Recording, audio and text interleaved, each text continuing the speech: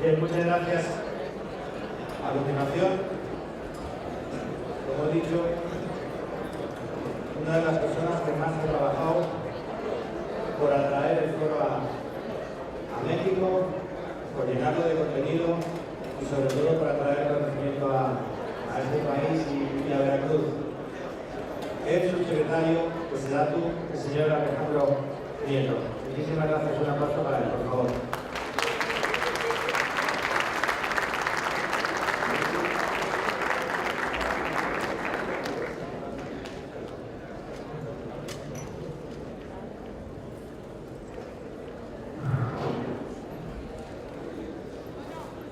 Muy buenos días, señoras y señores.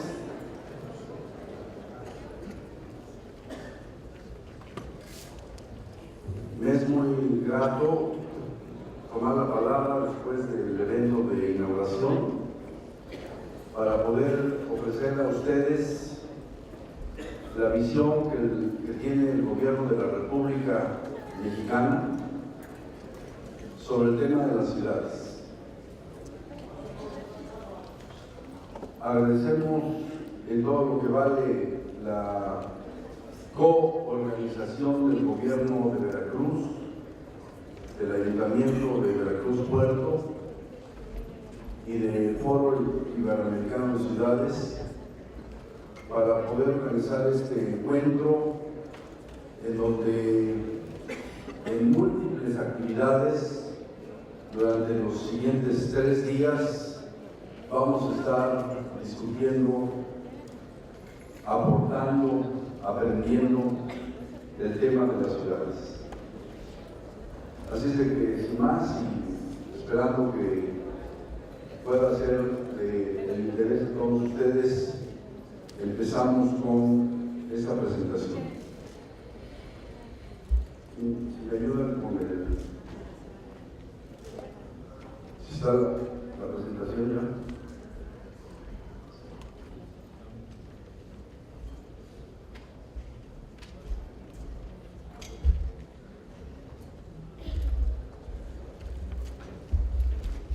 Muy bien.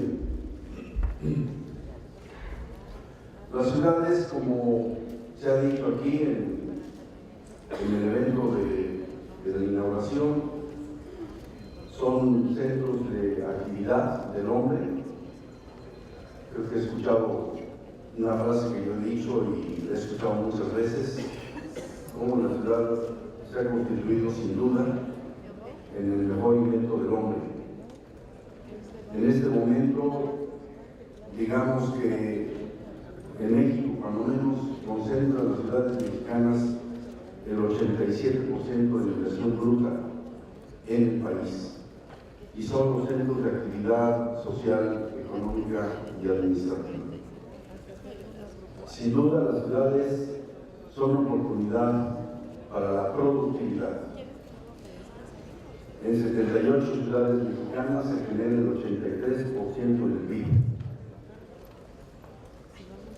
Son lugares de encuentro, de gran interacción y, por tanto, de creatividad. 66% de la población, 2/3 partes de la población ocupada en México se concentra en ciudades. Y vivir en ciudad implica justamente eso: el encuentro, la cultura, la inclusión, la tolerancia, la identidad, el sentido de pertenencia y la participación ciudadana. Pero, porque siempre hay un pero, las ciudades se pueden convertir también en un lastre y en un obstáculo para el desarrollo de nuestros países.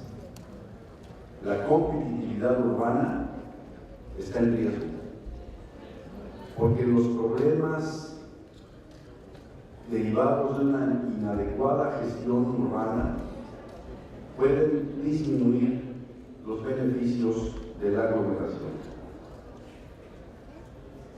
El mundo urbano actual y el que se prevé para los siguientes 20 años nos deja ver evidentemente procesos de urbanización del país.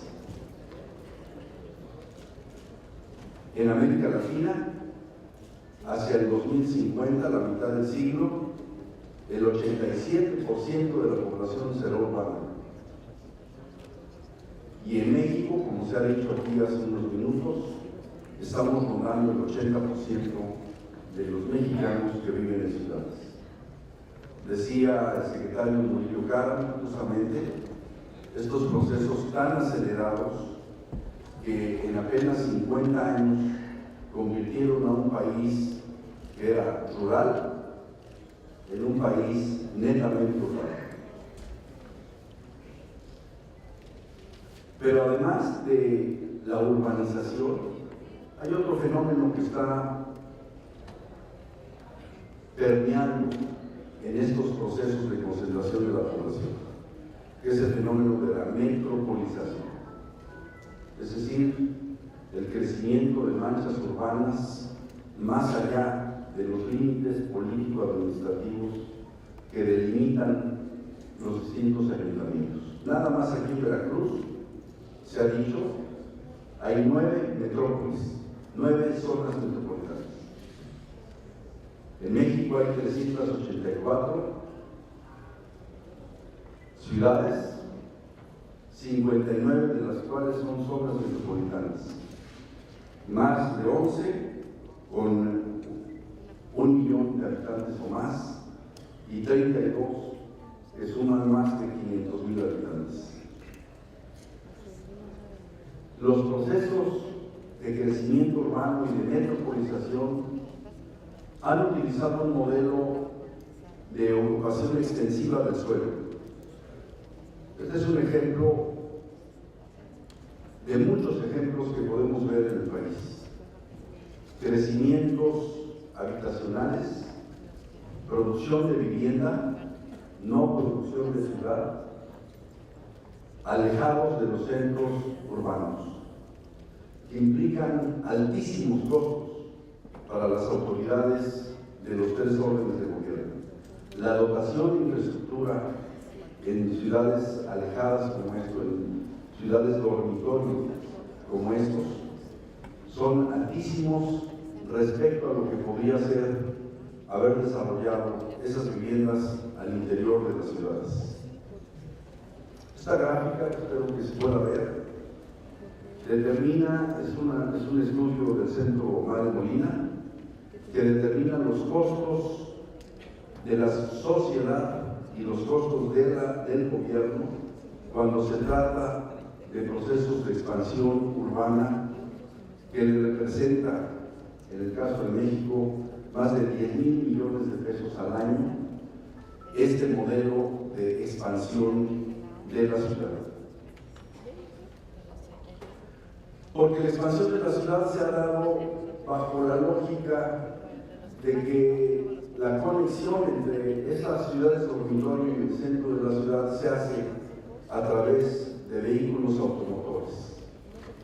Y entonces, para alojar vehículos automotores con demandas crecientes, pues evidentemente hay que producir más autopistas y más segundos pisos. Y esas autopistas y segundos pisos producen más viajes. Entonces tenemos que ir planeando de una vez el tercer piso, porque el segundo piso ya pasó a cumplir su función. Esta gráfica muestra la distancia que hay promedio de los trabajadores, los ciudadanos que viven en ciudades de distintos rangos de población. Las ciudades grandes, el promedio de distancia entre conjuntos habitacionales y el centro urbano es de 21.4 kilómetros. 21.4 kilómetros no son caminables. Difícilmente se pueden transitar en bicicleta, muy difícilmente. En las ciudades grandes, la distancia promedio es 12.9 kilómetros. En las medianas, 6.7. Y ni siquiera en las ciudades pequeñas, donde la distancia promedio de las zonas habitacionales al centro de las ciudades es de 5.2 kilómetros, ni siquiera esa distancia es caminable. Pudiera ser en bicicleta, sí, pero no es caminable. Eso seguramente que explica el grado de motorización que tienen nuestras ciudades mexicanas. Nuestras ciudades están utilizando 3 veces más el automóvil medido en los últimos 20 años. En el año 1990 se hacían 106 millones de kilómetros recorridos por vehículo. En el año 2010 esta cifra subió a 339 millones, 3 veces más. ¿Por qué? Porque el modelo de ciudad así lo requiere. El patrón de ocupación del territorio y las distancias se resuelven utilizando más vehículos y utilizándolos más intensamente y construyendo más vialidades, más viaductos, más segundos pisos. Esto implica menos desarrollo. Si planteáramos las externalidades, que es un término que utilizan los economistas, en términos del costo que representa la congestión y estos procesos de movilidad de los ciudadanos dentro de estas ciudades, podemos identificar que esos costos pueden representar entre el 4 y el 6% del Producto Interno Bruto del país. Congestión vehicular, 61%. Accidentes, contaminación local, ruido y emisión de gases de efecto invernadero. Entonces, nuestras ciudades son ciudades fragmentadas, con espacios excluyentes, y esa es la imagen que podemos caracterizar a las ciudades mexicanas, muy probablemente muchas otras ciudades de nuestro continente. Primero, una política de vivienda inadecuada, una política de vivienda desvinculada del desarrollo urbano. En el caso de México, una política que fue orientada a metas cuantitativas, a la producción de vivienda, a la colocación de créditos hipotecarios. En los últimos 15 años se colocaron 7 millones de créditos hipotecarios. No hay ninguna duda que muchos de esos trabajadores se convirtieron en esta capa de clases medias mexicanas que ahora son propietarias de una vivienda y que forman parte de una clase asalariada que puede pagar una hipoteca. Pero la producción de casas no produjo ciudades. La producción de casas simplemente generó conjuntos habitacionales con un solo uso y con una dependencia absoluta de su traslado hacia los centros de las ciudades. Las estimaciones que hay es de que en estos 30 años la población mexicana creció en las ciudades 2 veces, pero la superficie que ocupa esas ciudades es de 7 veces. Es decir, 3 veces y media más rápidamente se ocupa el territorio que si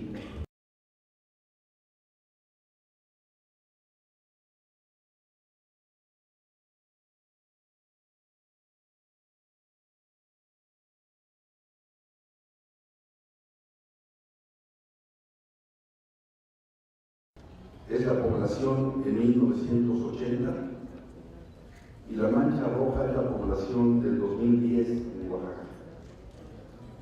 La población creció 3.37 veces.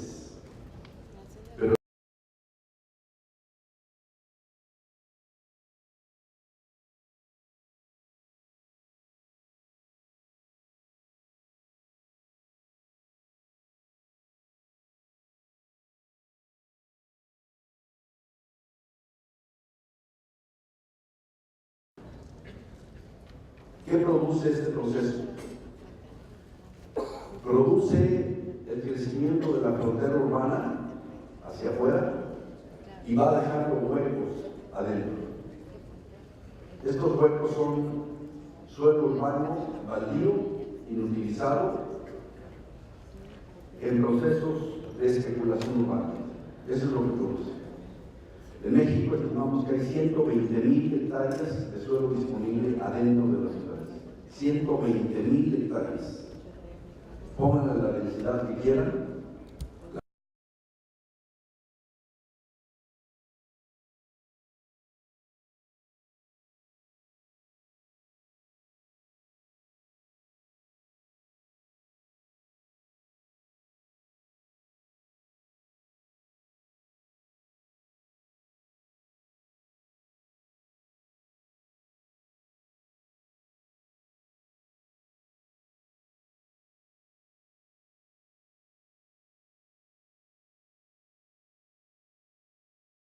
Urbanas.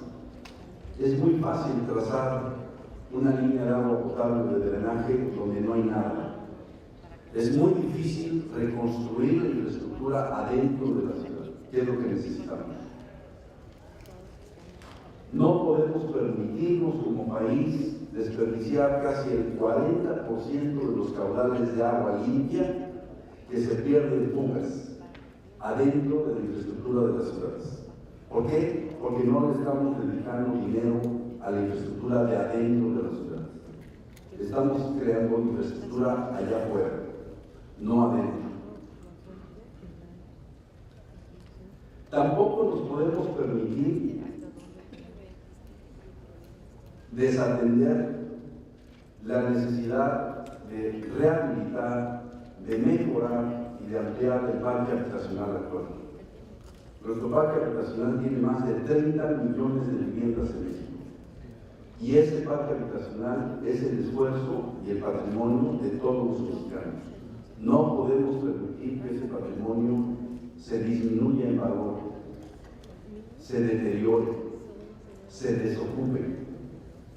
Solamente el centro de la ciudad de Guadalajara perdió 150,000 habitantes en los últimos años.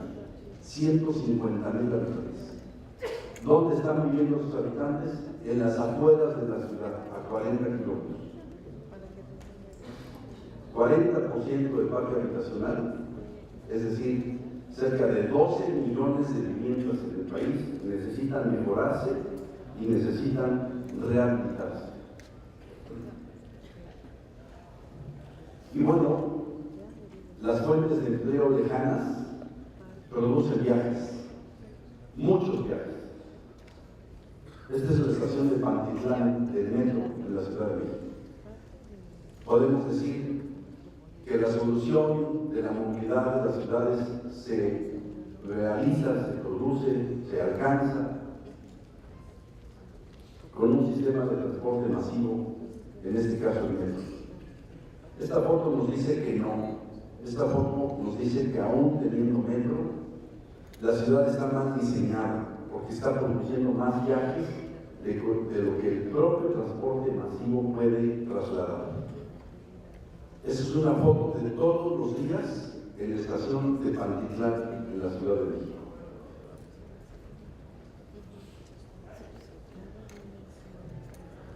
Yo creo que el tema de la contaminación y los efectos en la atmósfera y en el cambio climático, ya creo que no debería de haber una discusión al respecto.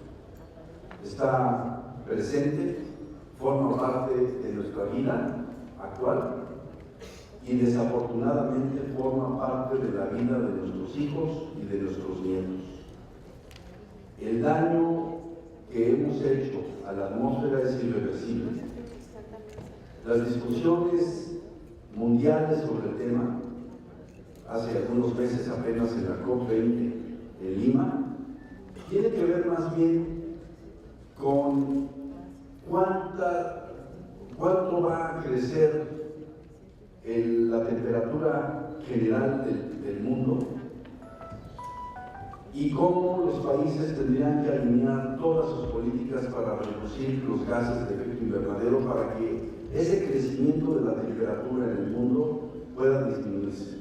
La discusión no es si va a crecer la temperatura, más bien la discusión es si vamos a llegar a 6 grados más de calentamiento global o si podemos tirarle a una meta de 2 grados de calentamiento global. Y entre 2 grados y 6 grados, créanme que hay una gran diferencia. Porque 6 grados sería catastrófico para la humanidad, no para México, para la humanidad. Entonces, el tema del cambio climático no es un tema académico, es un tema que nos afecta día a día a todos los mexicanos. Nada más en México hay 5,000 muertes anuales producidas por la contaminación del aire. Los suelos se han deteriorado y se han depredado. En los últimos 30 años, 1.370.000 hectáreas han cambiado de uso. De usos forestales, agrícolas, vegetales, de usos de áreas donde se recargan los acuíferos, de usos donde existe biodiversidad o alta productividad agrícola, a usos urbanos. Deterioro y depredación del suelo es lo que han producido los patrones de crecimiento de las ciudades mexicanas. Y por si se nos olvidara el tema del cambio climático, la naturaleza nos manda avisos. En septiembre de 2013, México nos mandó un aviso para que seamos conscientes de la gran vulnerabilidad que tiene nuestro país. Primero, un nuevo modelo de desarrollo urbano, entendido en 2 dimensiones. Por un lado, el control de la expansión de las ciudades. No podemos permitir que siga aumentando la frontera urbana a costa de suelos circundantes, cuando al interior de la ciudad existen capacidades para poder acomodar la población futura. Entonces, el control de la expansión urbana y la utilización de las superficies disponibles al interior de la ciudad se convierten en un eje fundamental de esta política. Segundo, no podemos visualizar que las soluciones habitacionales de los mexicanos se resuelvan con vivienda nueva. No solamente con vivienda nueva.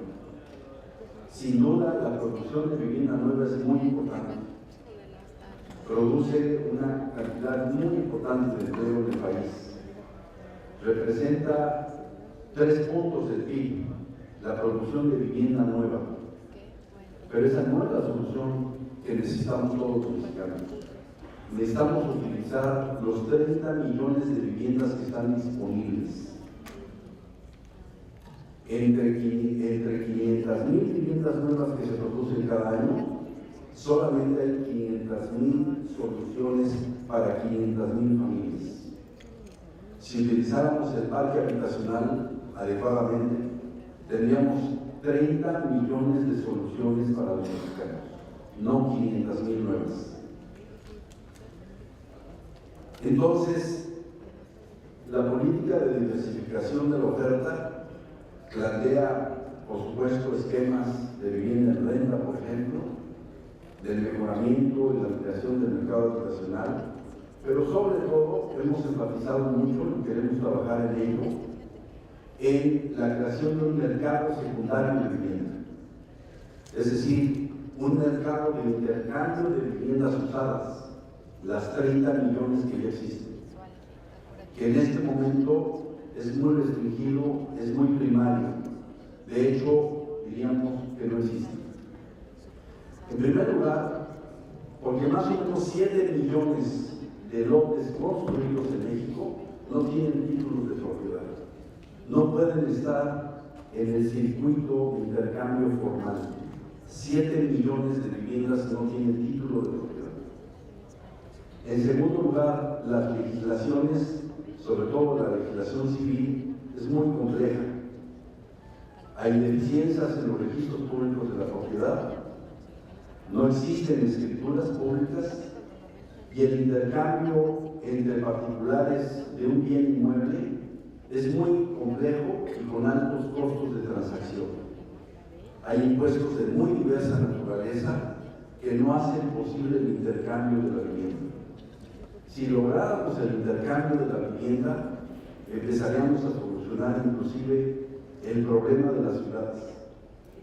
Porque una persona podría estar en condiciones de mudarse dentro de la misma ciudad a un lugar más cercano de su trabajo y no necesariamente vivir alejado en un conjunto habitacional a muchos kilómetros de distancia.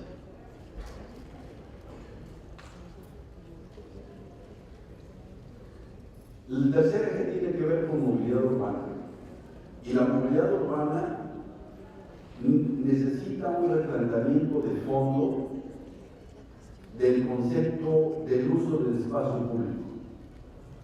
El espacio público es de todos, no es de los coches, es de todos los ciudadanos. Nos parece muy antidemocrático que las ciudades y los coches sean las que dominen el espacio público que hay. Y partimos de la base, por supuesto, que las calles son de las pocas cosas que no pueden crecer en las ciudades. Las calles están delimitadas por la traza urbana, muchas veces traza urbana que viene de cientos de años, literalmente. Entonces no podemos modificar esa traza urbana. El parque habitacional sí, el parque automotriz sigue creciendo. Las calles no crecen. La oferta de calles es estática, es fija. La demanda de coches sigue creciendo. Y entonces nos tenemos que preguntar si tenemos que ceder ese único espacio público que tienen las ciudades para un parque vehicular que sigue creciendo. Y la respuesta es no. No tenemos que ceder a esa tentación. Tampoco debemos de ceder a la tentación de hacer segundos pisos. Tampoco. Lo que tenemos que hacer es replantear el uso del espacio público y poner en la punta de la pirámide al peatón, a la persona más vulnerable de esta cadena. El peatón que en este momento tiene que hacerse a un lado porque ahí vienen los coches. El peatón que no tiene banquetas, el peatón que no tiene posibilidad de cruzar una calle porque los coches no se paran para darle paso al peatón. Ya dijimos que las ciudades, inclusive las más pequeñas, no son tampoco transitables por medios no motorizados. El ciclista está sujeto a riesgos en su traslado en las ciudades mexicanas. Muy pocas ciudades han podido desarrollar una infraestructura para los ciclistas que sea segura.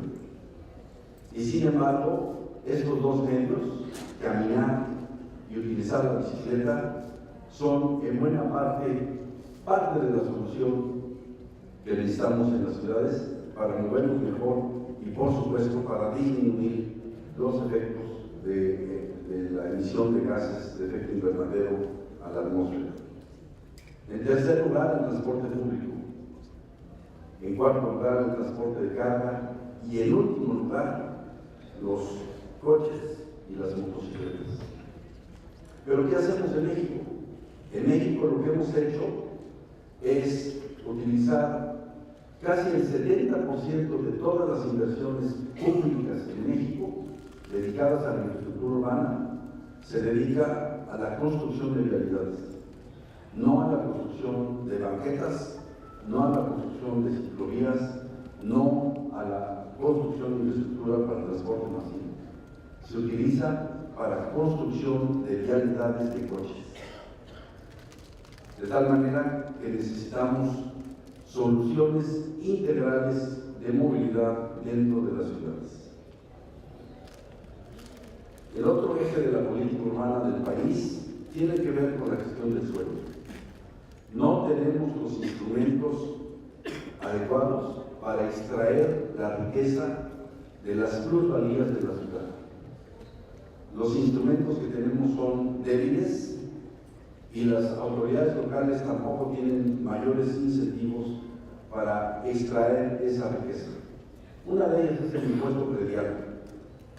El impuesto predial, en donde México se sitúa dentro de América Latina en el último lugar en la captación, en la captura del impuesto predial. Último lugar de América Latina y, por supuesto, de los últimos lugares de la OCDE. Ese es un instrumento, no es el único, pero la ciudad produce riqueza y los instrumentos que necesitamos tener los mexicanos nos deben de dar la posibilidad de extraer esa riqueza que se apropia por particulares, extraerla a favor de la sociedad, a favor de los gobiernos locales para producir el financiamiento de las ciudades. Y por supuesto, el último eje que tiene que ver con la escala urbana es la prevención de riesgos.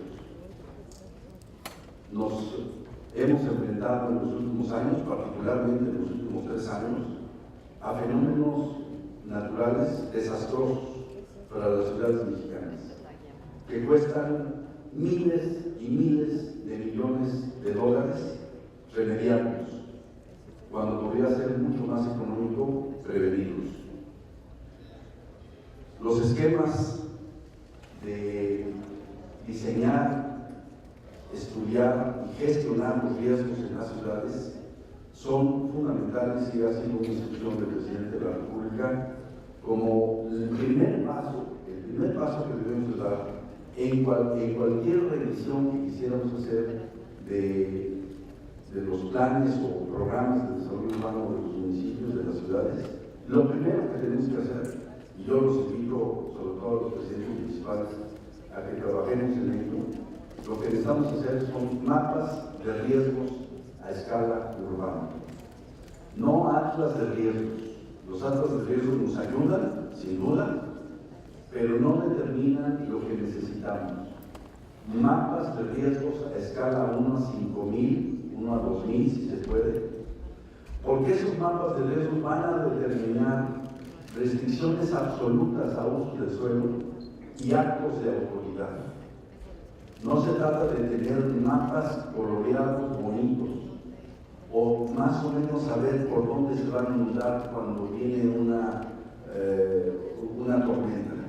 Se trata de tomar decisiones sobre actos de autoridad y asignar usos del suelo donde se puede y prohibir usos del suelo donde no se puede.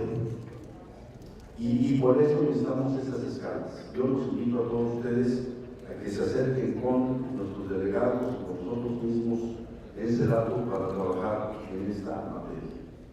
Y a escala regional hemos trabajado de manera muy intensa en los últimos 2 años para plantear una política de desarrollo regional en el país. Nunca en la historia del país, o cuando menos en la historia reciente, cuando se estableció el Sistema Nacional de Planeación en 1983, nunca se habían planteado programas de desarrollo regional del país. Los tenemos ahora, están publicados en el Diario Oficial de la Federación, primero de abril del año pasado.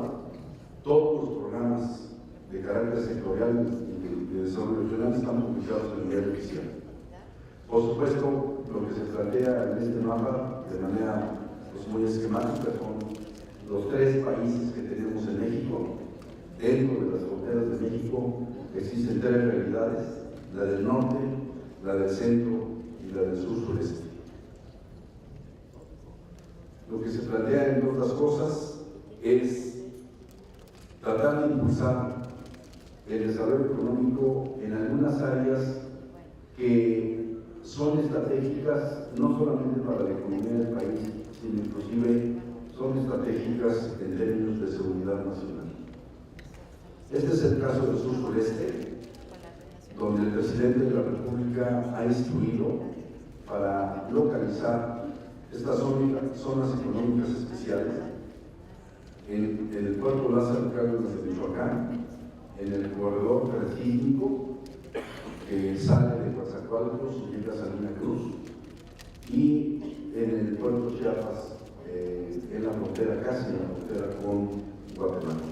Esos son los primeros las primeras tres zonas económicas especiales donde el gobierno de la República establecerá un régimen especial de inversiones, un régimen especial fiscal, un régimen especial tarifario, de tal manera de fomentar la actividad económica en estas regiones.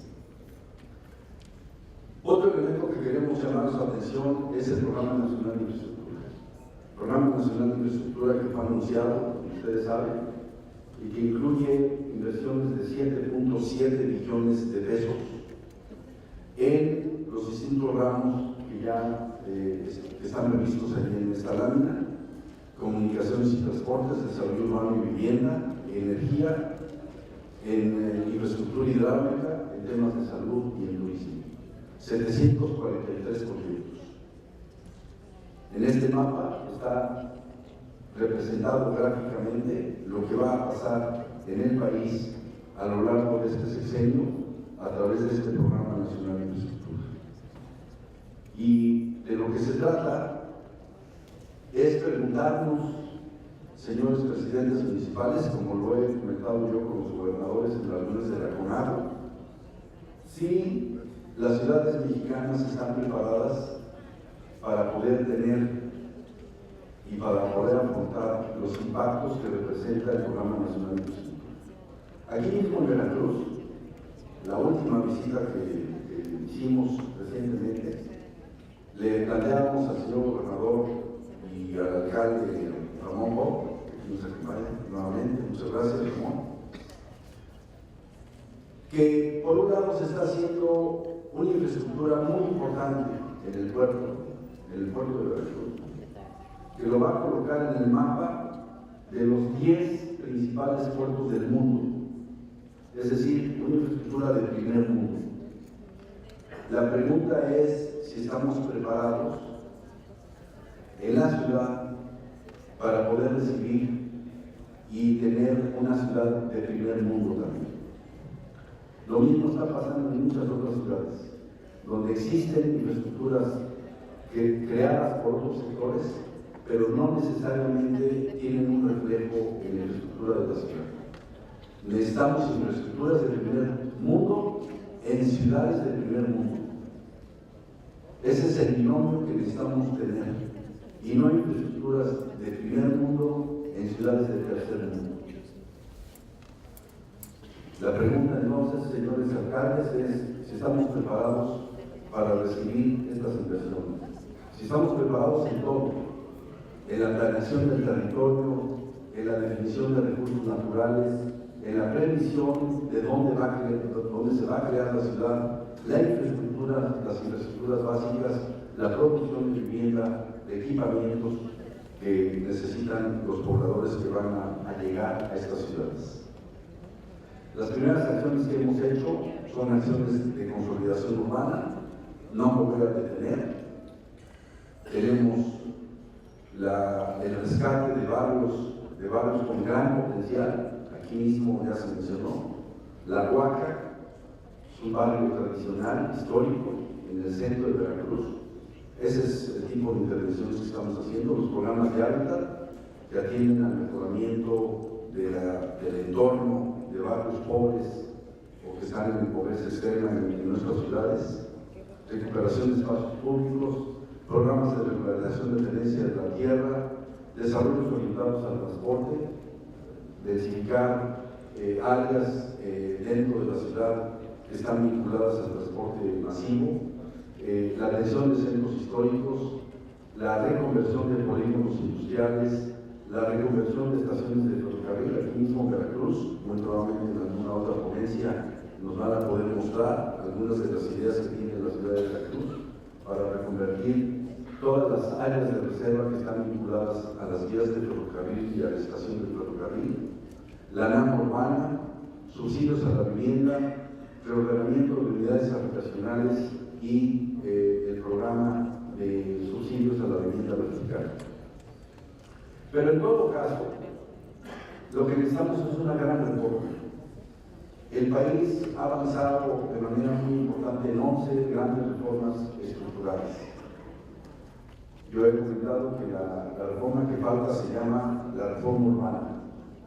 Una reforma que implique el alineamiento de los tres órdenes de gobierno sobre la misma idea y sobre el mismo concepto.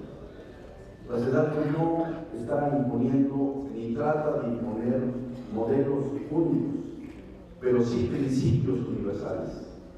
Necesitamos ciudades compactas, necesitamos ciudades competitivas, necesitamos ciudades conectadas, necesitamos ciudades incluyentes, necesitamos ciudades seguras.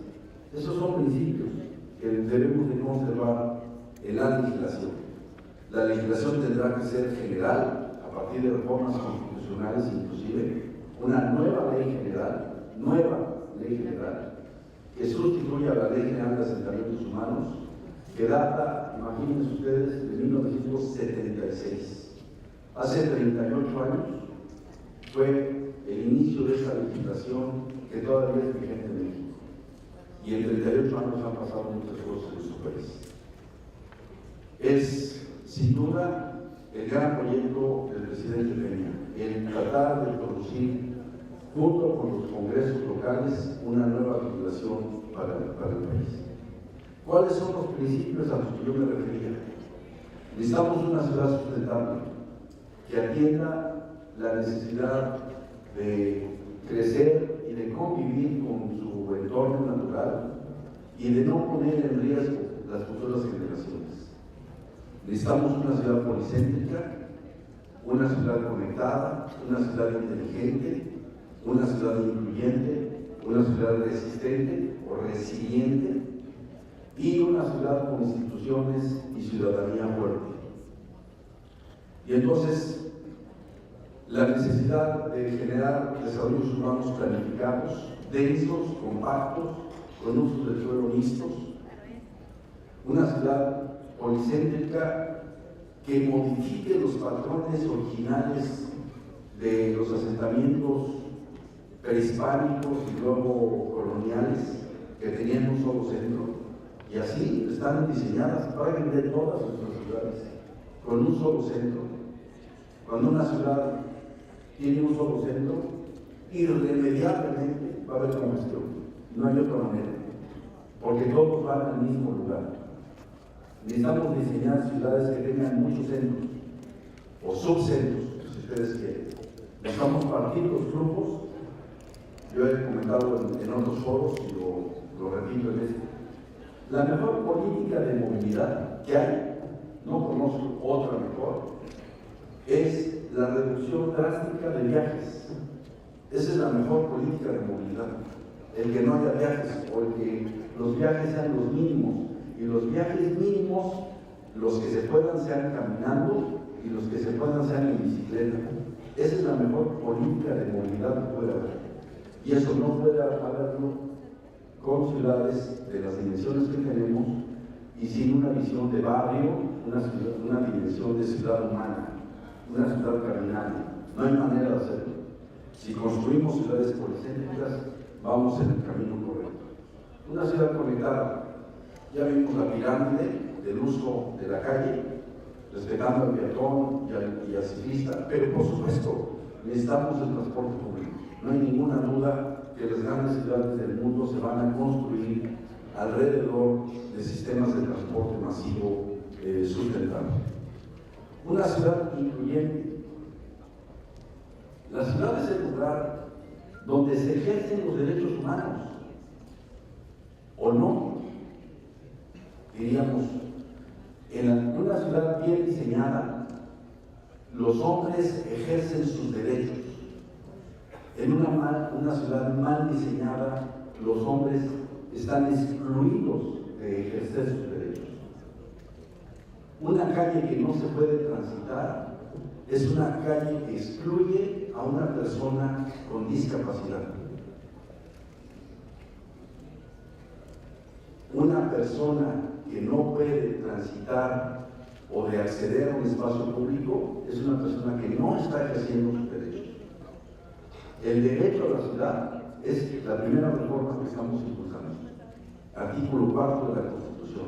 Queremos promover un concepto universal suscrito por México en convenciones internacionales y adoptado por muchos países en su legislación.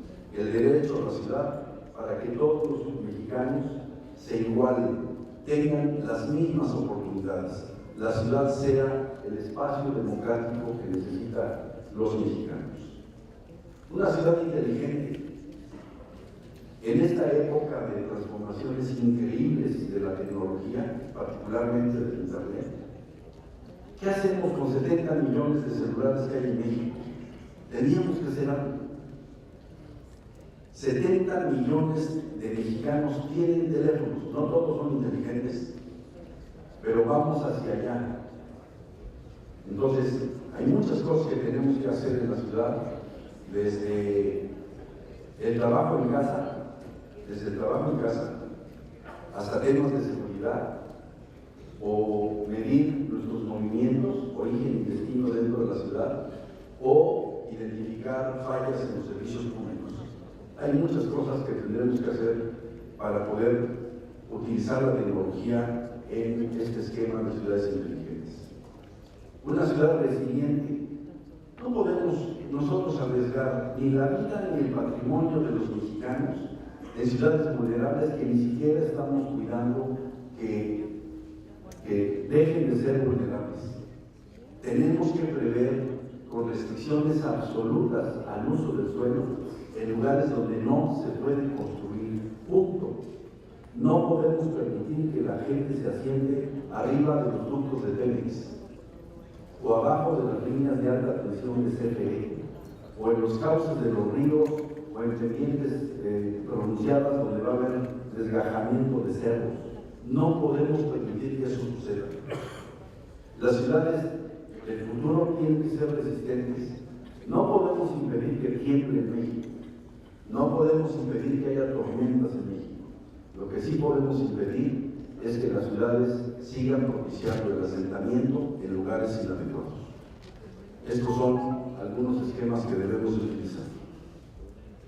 Y tenemos que tener ciudades con instituciones fuertes.